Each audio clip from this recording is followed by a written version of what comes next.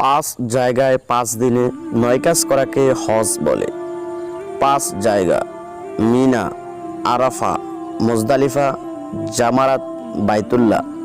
5 দিন: জিলহজ মাসের 8, 9, 10, 11, 12 তারিখ।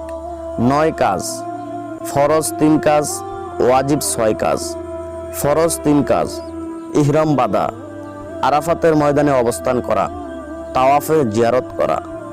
ওয়াজিব 6 কাজ: মুজদালিফা, পাথর মারা, কুরবানি, মাথা মুন্ডানো, সাই, বিদায় তাওয়াফ।